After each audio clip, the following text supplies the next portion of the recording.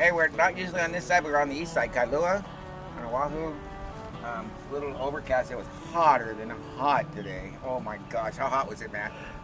Brain boiling. Okay, so what we're gonna do is we're gonna cut some books right now, and we're gonna do a wall run. I'm gonna teach you how to do a wall run right there. And it's not the best wall. I mean, it's not the best example, but they're gonna sheet right over this. They're gonna pull out these bats and sheet over it. So I'm just gonna run up the wall, and then they're gonna counter my tin shingles with the new siding. I like to do Z-bar backing and Z-bar, but a lot of people in Hawaii don't like to do that. I'll do that on another video. It's a proper way to do it. If it was my home, that's what I would do. But right now we're just going up the wall, and they're just going to go over it with the siding. So I'm going to cut some books.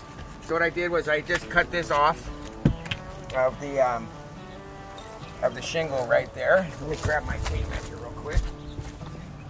And so the exposure on shingles is 5 5/8 is what you're gonna right there. And so that's what you're gonna do your side exposure also.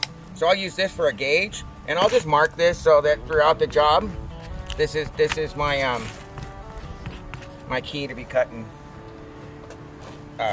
books. So what I'm gonna do, I'm gonna take 3 shingles. 1, 2, 3.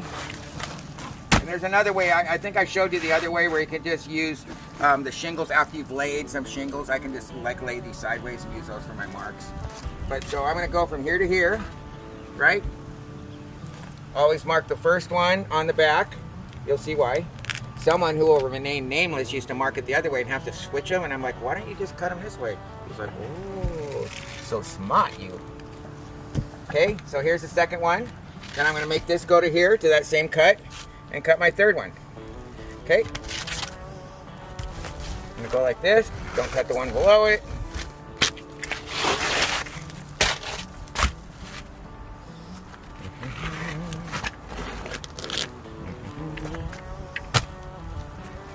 There's that cut. And there you have your book. So I'll put this down there by my wall, but it would look something like this. First shingle, right? Second shingle. Third shingle. Fourth shingle. Fifth shingle. Sixth shingle. You get 7. You get 7 out of each one, because you're cutting 3 1/2 is 6 plus your full, and that's your book for setting your patterns up a wall. Okay, and that's how easy it is to cut it. So right now, what we're going to do is we're going to do a wall right here. Okay, I got my starter. I chalked the line on the bottom. You can see my line right here. This is. I've been using Dago a lot, but I just use this National Coating. Man, do I like it. It goes on way thicker. We had the white, but this is the gray now. The homeowner changed to gray. I think it'll look really good with the Silverwood shingles. So what I'm going to do is I'm going to put this on, butt it into the wall, put in my chalk line. But I'm going to nail really high on this one, because if water runs up, I don't want my nail holes anywhere close. Just kind of pin it. Nail really high, because it's going to all stick to the ground anyway.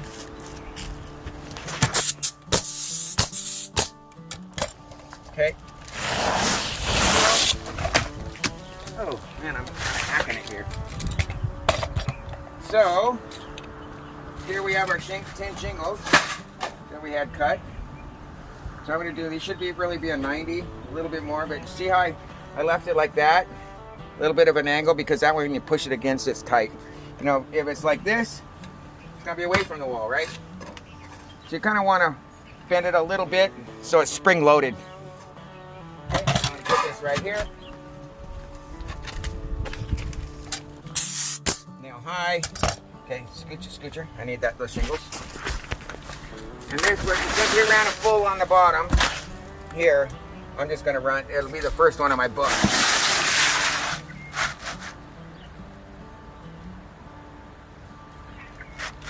So I'm going to leave see a little gap right here? Right there you can see just a little bit, because I want to the water to be able to run out. So now I put that one. So now next, spring load it, run it to about just a little bit above that, so you don't want it sticking out. It's nice and flat. I'm gonna nail up here. Sometimes to hold it down I might need to nail there into the wall. And then now goes my next shingle. Again, leave a little water trough right there, because you don't want it to trap. It gives it somewhere to run. Around everything you should be doing that, around pipes, everything. Always leave a little bit of a trough, because you want the water to run freely. Because the minute you start making it move sideways or it'll start to go sideways or do weird stuff. Okay?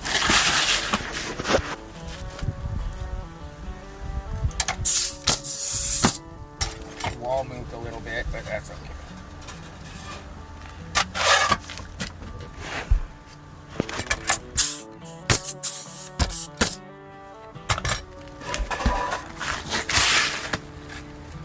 And you can see how far up above the lap it is. Like here, let's look at my tape measure. So this is where my next shingle's gonna go. So we're a good 3 inches, up above that. So that when this shingle goes back over it, we can leave about, what's this? Looks like maybe not even half an inch, right? Yeah, about half an inch. But look at all that has when I do that. Look at all. That's got that much coverage going over it. So that's really, really good. The reason you don't, you can do that too. The reason you don't run it all the way down is because if you did, I'll show you on the next one, it will,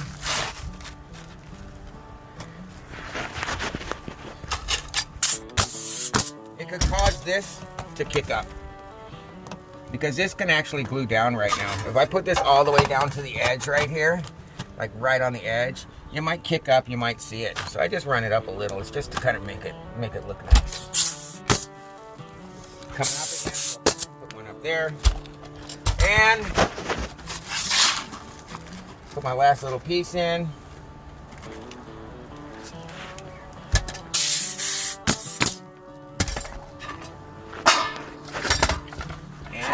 There you have it, a wall run. Right there. See that? Beautiful. Okay, piece of cake. You can do it. I got confidence in you.